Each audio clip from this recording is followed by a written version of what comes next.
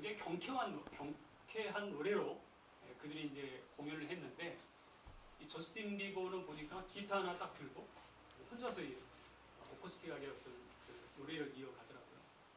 그래서 이제 보니까 Everything 할렐루야.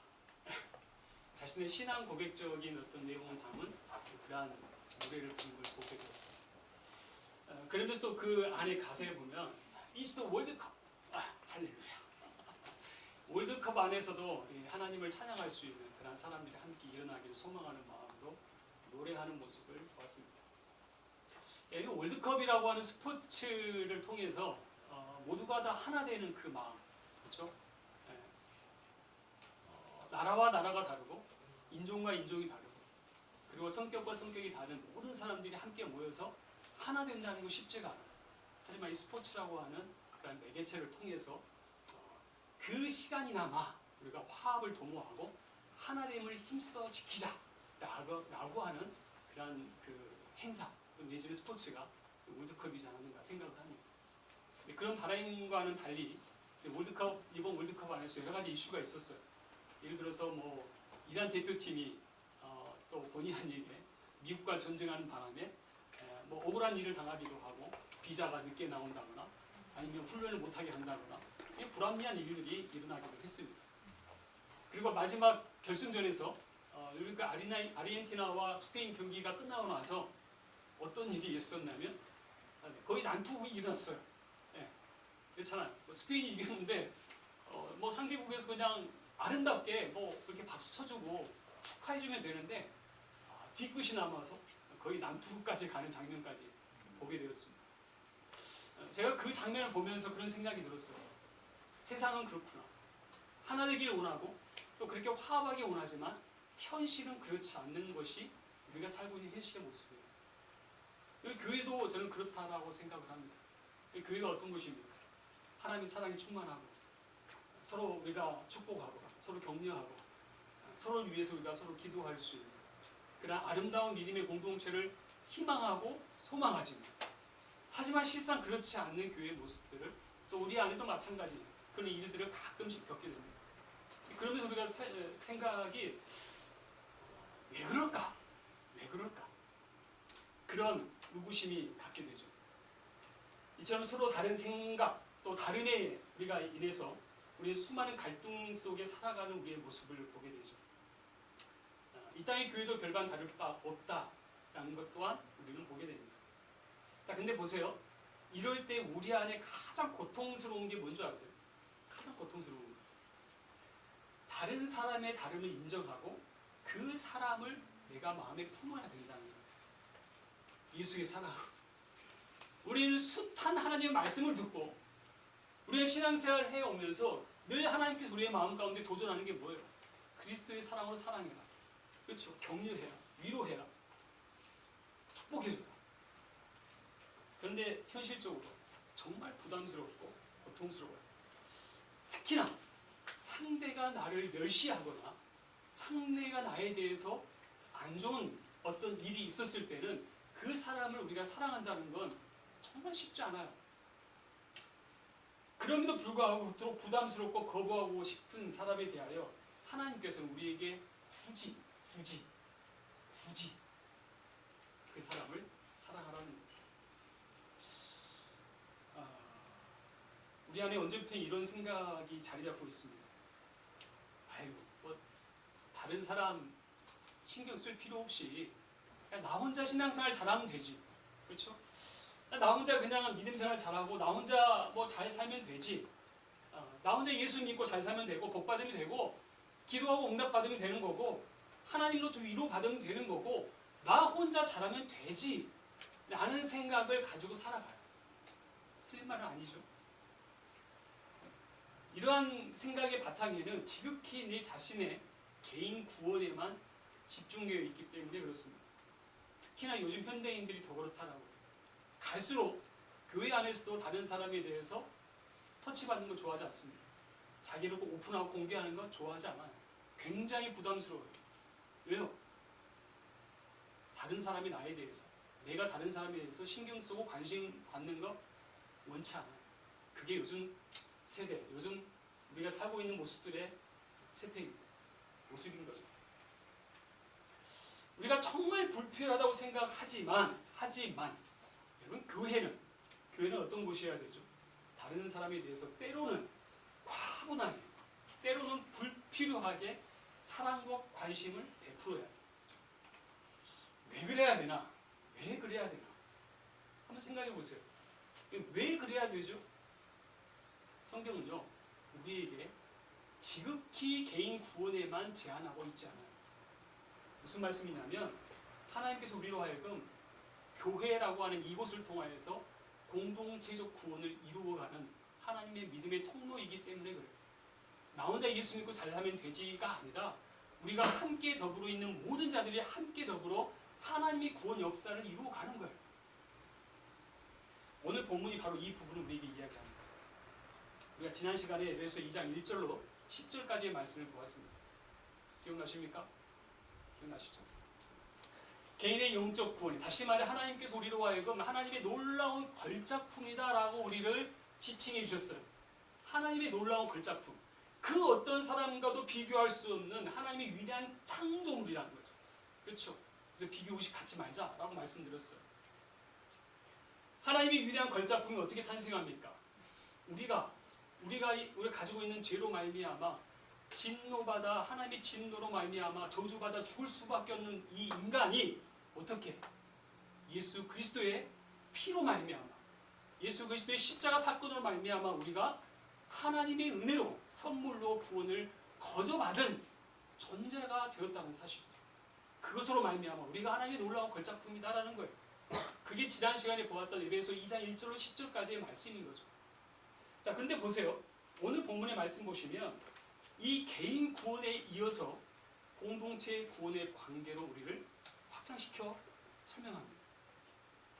오늘 바울이 그토록 바라는 것은 뭐냐면 이 개인의 구원을 넘어서서 이제는 이 교회 공동체 안에 모든 성도들이 믿음 안에서 이 구원이라고 하는 한 배에 타서 가기를 소망하는 마음으로 우리에게 성경을 기록하고 있다는 사실입니다. 자, 그런데 보세요. 교회의 현실은 어땠을까? 교회의 현실은 어땠을까? 교회. 그들이 정말 교회 공동체 안에 천국 같은 그런 환상적인 공동체를 만들어가고 있었을까? 아니라는 거예요. 그래서 바울이 에베소를 기록을 할 때 그들에게 이 편지를 쓴 이유가 거기에 있어요. 그렇지 않기 때문에.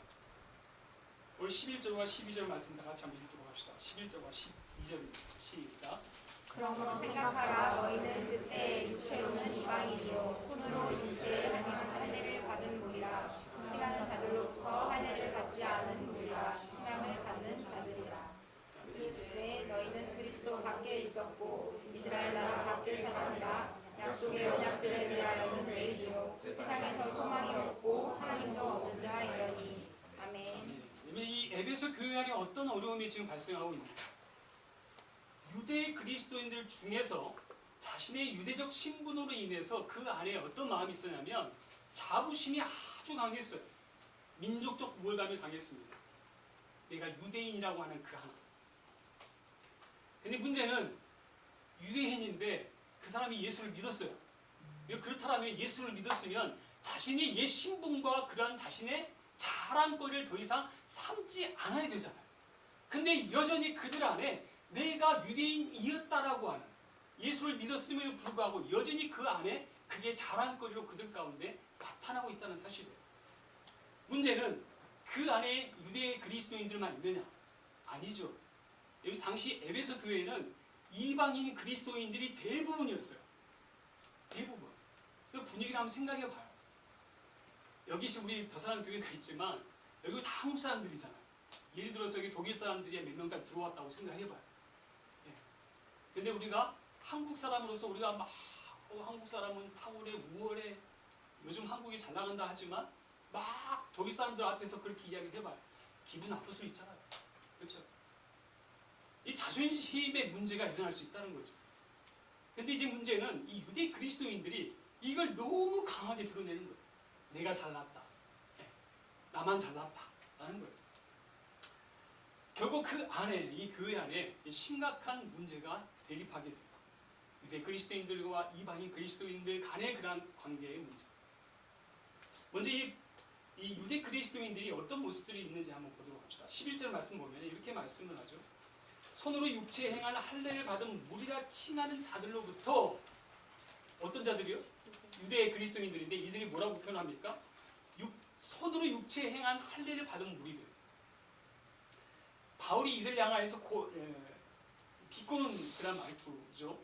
다시 말해서 유대인들이 그토록 자랑하는 할례를 가리켜서 손으로 육체에 행한 할례라고 비꼬입니다.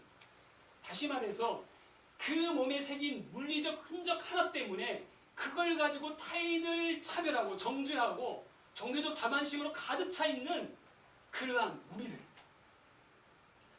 실제로 1세기 로마 시대에 이 일반적인 유대인과 이방인 사이에서는 단순한 인종의 벽이 아니었어요. 정말 심각하게 그들 가운데 영적이고 신분의 벽이 굉장히 높았습니다.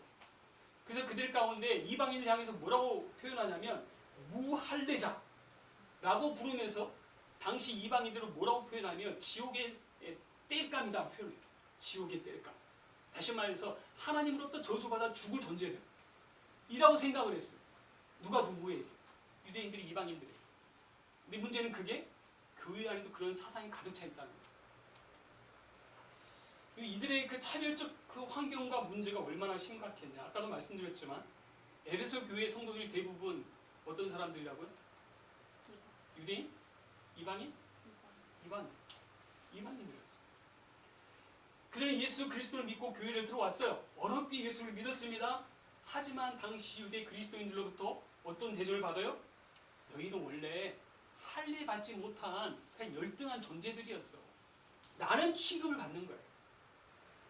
얼마나 많은 무시와 열등감이 그 안에 있었겠습니까? 여기 태국에 가면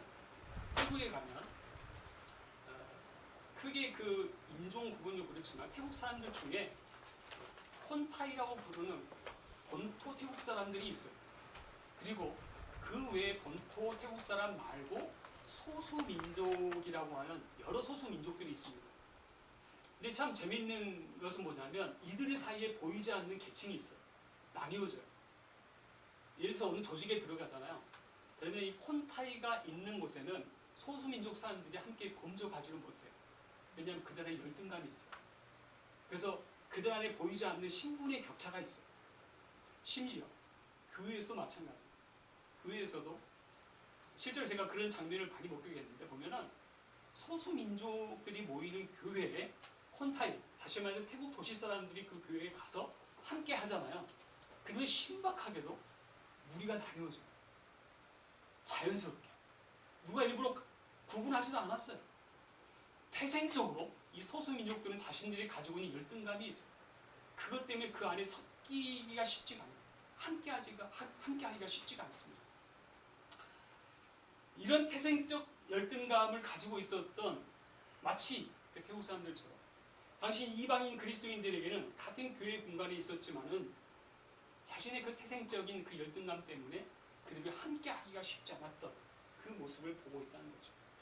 바울이 이런 자를 향해서 뭐라고 이야기했다고요? 이 손으로 할례 받은 자들. 야, 너희는 특별할 줄 아냐?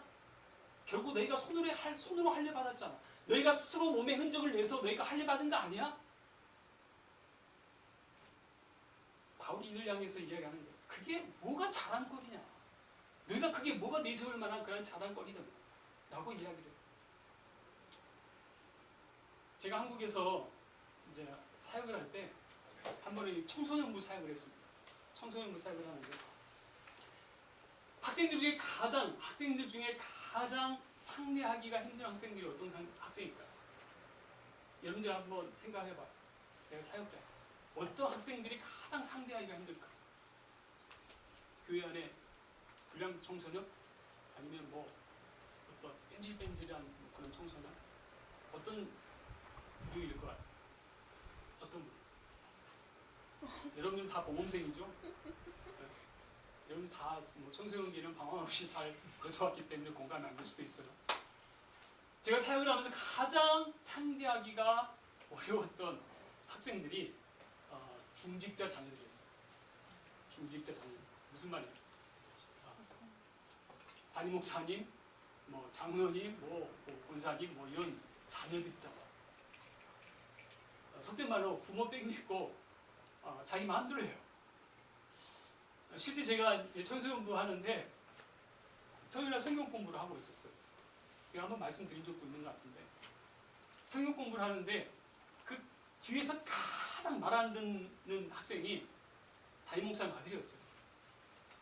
혼자만 뺀질대면 되는데 그냥 분위기를 다 흐트리는 거예요. 분위기를 다 흐트리는 거예요. 심지어는 앞에 있는 학생의 의자에 이 발을 들어가지고 발을 위에다 얹는 거예요. 이걸 뭐 말로 해도 안 되고 계속 기도하면서 인내했죠. 그러다가 한 번은 나를 잡았어요. 도저히 안 되겠다. 그대로 끌고 화장실을 끌고 왔어요. 물론 지금 그러면 안 돼요. 지금 그러면 안 되는데 화장실 끌고 와가지고 밀걸레 그 때 있잖아요. 그 밀걸레 봉을 뽑아가지고 엎드려 맞춰가지고 엉덩이를 막 했어요. 나름 각오를 했어요. 담임 목사님 아들이잖아요. 그래서 다음 주는 아마 어느 정도 각오를 하고 이제 그러고 나서 이제 이야기를 했죠. 너가 하여튼 뭐 잔소리 좀 하고 그 다음 주에 이제 주일날 교회를 갔습니다. 교회를 갔는데 아까 말씀드렸지만 각오를 했어요. 이제는 여기서 이제 끝이겠구나. 교회를 갔는데 담임 목사님 부르시더라고요. 드디어. 근데 목사님 뭐라 하시냐면 전사님 고맙습니다. 그 누구도 자기 아들을 통제할 사람이 없었어요. 통제할 사람이 없었던 거예요. 근데 그 뒤로 이 친구가 제가 사역하면서 가장 저를 많이 도왔어요. 가장 잘 돕고 제가 말씀드리고 싶은 것은 뭐 내가 약이다 그게 아니에요. 그게 내가 약이다가 아니고 그냥 우리가 교회 안에 교회를 분열하게 만드는 요소 중에 하나가 내가 더 많이 가졌다. 나의 배경이 어떻다. 내가 더 능력이 많다. 내가 더 우월하다. 라는 이 교만함이 결국 공동체를 어지럽게 만드는 요인이 되더라는 거예요. 그 말씀 드리는 거예요. 반대로 보세요. 이 태생적 문제 때문에 이 이방인 그리스도인들 어떤 결핍과 문제가 있었는가. 12절 말씀 한번 볼게요.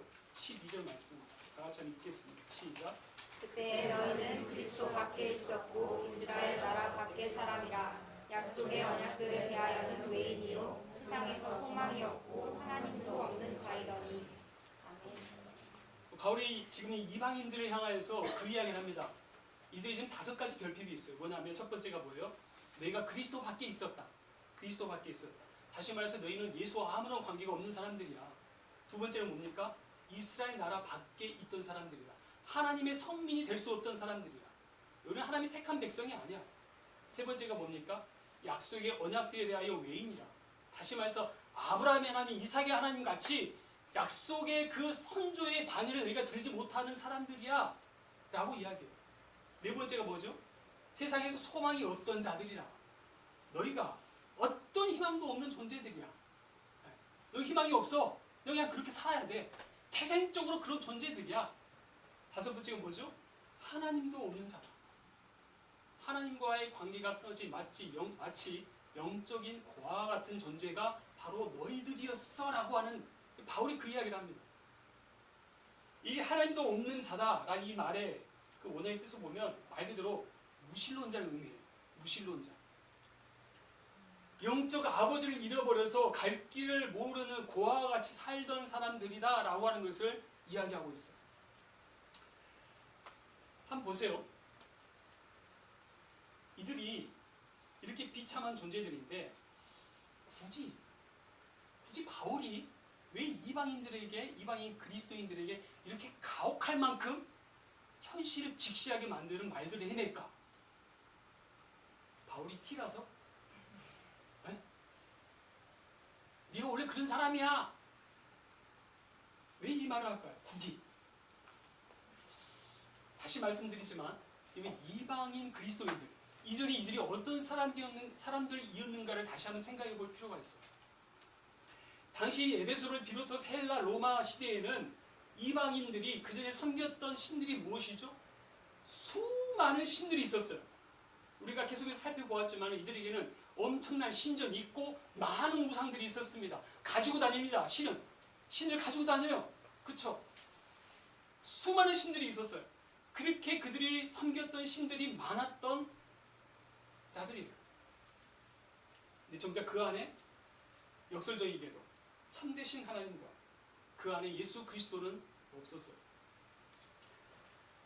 그리스도 밖에 살던 그들은 늘 화려한 문명이 있었고 놀라운 철학을 자랑하고 또 많은 것들을 드러냈지만 정작 그들이 내가 어디서 와서 어디로 가야 할지에 대한 분명한 삶의 길이 보이지 않았던 사람들인 거예요.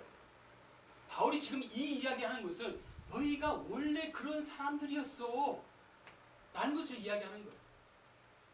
다시 한번 정리해 볼까요?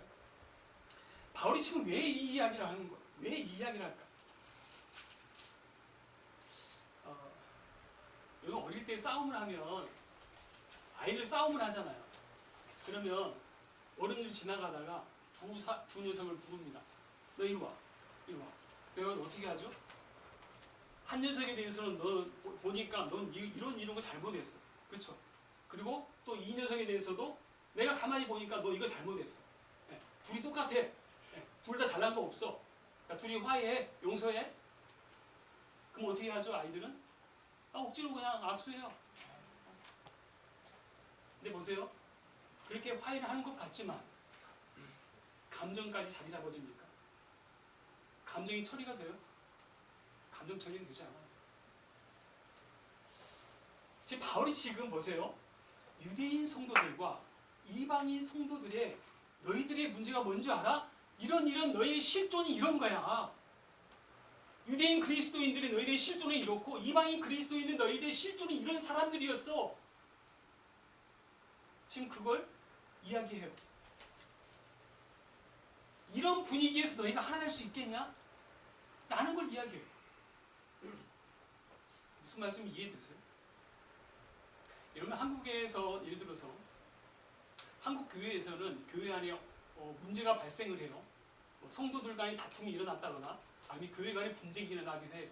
그러면 그런 분쟁과 문제가 일어났을 때 어디에서 그걸 처리하냐면 교회에서는 당회에서 처리합니다.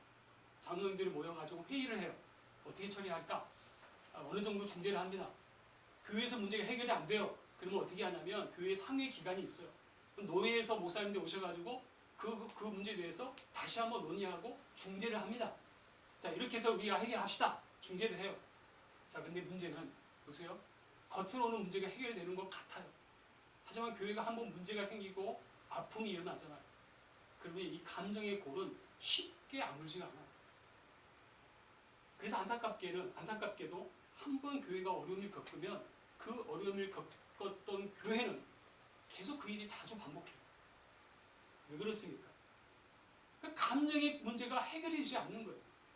감정의 골이 메워지지가 않는 거예요. 다시 한번 바울이 지금 이들을 향해서 하는 말을 잘 들어보세요.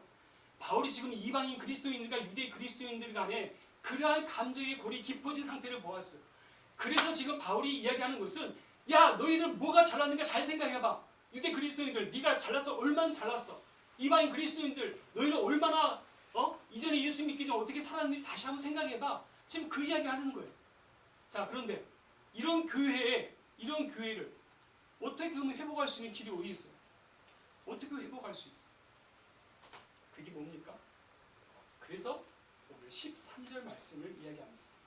바로 그때 13절 같이 읽겠습니다. 시작. 이제는 전에 멀리 있던 너희가 그리스도 예수 안에서 그리스도의 피로 가까워졌느니라. 아멘. 이제는 필요한 게 있어요. 그 다른 것도 우리 이 감정의 골도 교회의 문제도 해결할 수 있는 길이 사람과 사람 안에서는 절대 해결이 되지 않아요. 하나 되지 않아요. 으쌰으쌰 해가지고 뭐 단합대회하고 잘 먹으러 다니고 하면 문제가 해결될 것 같지만 전혀 그렇지 않다는 거예요. 오직 어떻게 해결이 가능해요? 이제는 전에 멀리 있던 너희가 그리스도 예수 안에서 그리스도의 피로 가까워졌느니라. 그리스도의 피로 가까워졌다. 오직 무엇이 가능케 한다고요? 예수의 피가 가능하다. 예수의 피. 다시 말씀드리지만 이들의 관계에서는 태생적으로 가지고 있었던 그 문제를 해결할 수 있는 사람 아무도 없어요. 하지만 오직 예수 안에서 예수의 피로 말미암아 우리가 한 가족이 되었다. 하나가 되었다는 것을 의미합니다. 오늘 12절 말씀 다시 한번 보세요. 이 말씀 보시면 이방인과 하나님 그리고 이방인과 유대인 사이에 그 넘을 수 없는 그 벽을 이제는 예수의 피로 가까워졌다 라고 이야기합니다. 이제는 우리가 하나님을 어떻게 알 수 있다고 그러면 예수의 피로 말미암아 하나님을 아바 아버지라 부를 수 있는 존재가 된 거예요. 자, 여기서 보세요. 여러분들 개인적으로 구원 받았어요. 하나님 우리의 아바 아버지가 되세요. 그렇죠? 그래 안 그래요? 하나님의 아버지라고 표현합니다. 그러면 하나님의 나의 아버지이면 옆 사람도 하나님의 아버지가 되시는 거예요. 그러면 우리가 피가 섞이지도 않고 서로 전혀 다른 모습들의 사람들이 모였어요. 그럼 내 옆에 있는 사람은 어떤 사람 관계가 어떻게 돼요? 형제 자매가 되는 이유가 거기 있는 거예요. 형제 자매가 될 수 있는 이유가 거기 있어요. 세상에서는 사람 사이의 수직적, 수평적 관계를 줄이기 위해서 많은 노력을 하지만 또 다른 차별을 낳을 뿐입니다. 마치 유대인들이 몸에 새긴 할례를 가지고 자신의 그 기득권을 가지고 내세웠던 것처럼 많은 사람들이 자신의 스펙과 자신의 그 배경을 가지고 이야기하지만 그 간격을 메꿀 수가 없다는 사실이죠. 하지만 오직 예수의 피만 어떻게 해요? 하나님과 우리의 막혀있는 담을 허시고 그리고 우리가 이웃과의 내 형제와 자매와의 막혀있는 담들이 허물어질 수 있는 그 이유가 거기 있다는 것입니다. 자 보세요. 어떻게 예수의 피로 가까워질 수 있는가? 어떻게? 14절 말씀 한번 볼까요? 첫 번째가 뭐냐면 14절 우리를 화평을 이루게 하셨다는 거예요. 14절 같이 한번 읽겠습니다. 시작. 그는 우리의 화평이시지라 둘로 하나를 만드사 원수된 것 곧 중간에 막힌 담을 자기 육체로 하시고. 아멘. 당시 예루살렘 성전 내부에는 그 내부에 뜰이 있어요. 이 뜰이 있는데 이 뜰 안에 이방인의 뜰과 유대인의 뜰이 따로 있습니다. 그리고 그 가로막는 그 안에 돌 장벽이 있어요. 그것을 가로막고 있어요.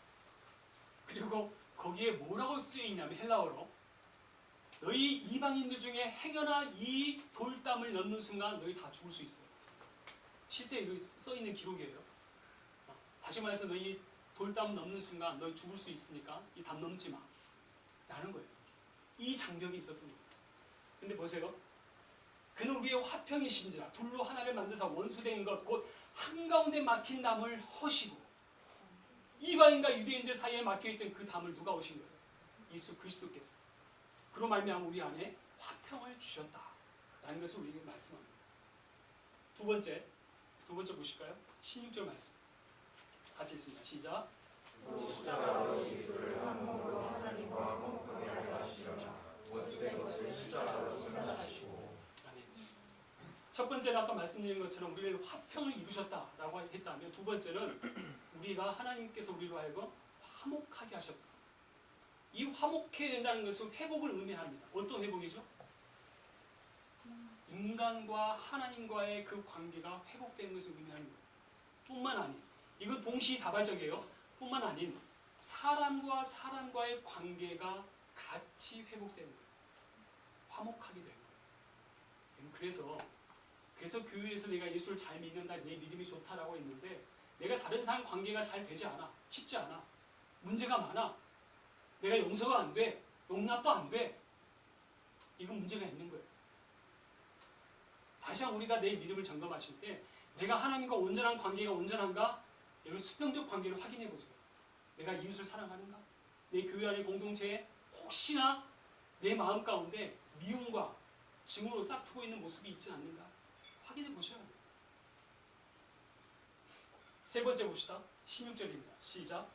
또 십자가로 이 둘을 한 몸으로 하나님과 화목하게 하려 하시니라. 다시 읽습니다. 시작. 또 십자가로 이 둘을 한 몸으로 하나님과 화목하게 하려 하심이라. 원수된 것을 십자가로 소멸하시고. 아멘. 18절. 시작.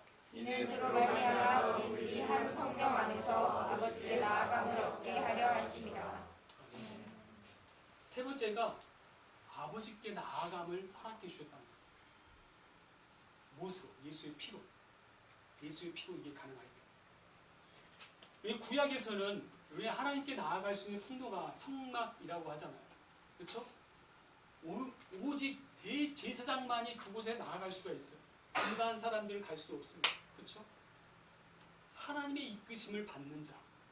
이제는 더 이상 어느 특정 사람이 아니라 예수의 피로 말미암아 예수 그리스도로 인하여 우리가 하나님께로 나아갈 수 있는 자가 되었다라는 것을 의미해요. 여기 18절 말씀 보면은 여기에 성부, 성자, 성령 하나님이 동시적으로 우리 가운데 일하시는 걸 볼 수 있어요. 다시 한번 보세요. 18절. 이는 그로 말미암아. 그가 누구예요? 예수 그리스도. 우리 둘이 한 성령 안에서 성령님 그리고 아버지께 나아감을 얻게 해주셨다. 그렇죠? 성부, 성자, 성령 하나님이 우리가 하나님께로 나아갈 수 있도록 예수 그리스도로 말미암아 우리가 그 특권을 얻는 자가 되었다라는 것을 우리에게 말씀입니다. 다시 한번 보세요. 교회가 문제가 없을 수 있다 없다? 있을 수 있어요. 있을 수 있어요. 이게 현실이에요. 아까도 말씀드렸잖아요. 월드컵 했잖아요. 하나 됩시다 했는데 그 안에서 싸우고 있고 경기 끝나고 또 싸우고 그게 세상이에요. 교회도 마찬가지예요. 교회는 하나님의 나라입니다. 천국과 같은 곳입니다라고 이야기하지만 실상 우리 안에 문제가 많아요. 여전히 내 마음에 감정적인 문제가 해결되지 않을 때도 있어요. 그게 인간이에요. 하지만 기억하라는 거예요. 바울이 이토록 우리로 하여금 너희 원래의 모습을 좀 직면해봐, 직시해봐. 너희가 어떤 자였는가를. 그래서 뭐가 필요해요? 그래서 예수의 피가 필요한 거예요. 여러분 보세요. 물과 기름이 섞이기 위해서 섞이는 게 가능한가요? 물과 기름 섞이는 거 가능하지 않아요? 과학적으로 가능해요. 유화제를 넣으면 돼요. 유화제를 넣으면 물과 기름이 섞입니다. 여기서 이 유화제가 뭐예요? 예수 그리스도의 피. 예수의 피로 말미암아 우리가 하나 될 수 있는 거예요. 저는 이 시간에 우리 대서관교회가 우리의 내 자신의 모습, 내 교만함, 내 자신을 드러내기보다 내 추악한 내면을 우리가 안다면, 내 자신을 안다면 이제는 정말 예수의 피밖에 없구나. 예수의 피로 말미암아 우리가 하나 될 수밖에 없구나라는 것을 깨닫고 우리가 이 대서관교회가 예수의 피로 말미암아 이 하나됨을 힘써 지키고 아름다운 믿음의 공동체를 만들어가는 저가 여러분 될 수 있기를 바랍니다. 아멘. 그것이 바로 하나님께서 우리에게 원하시는 교회의 모습입니다. 아멘. 함께 기도하겠습니다.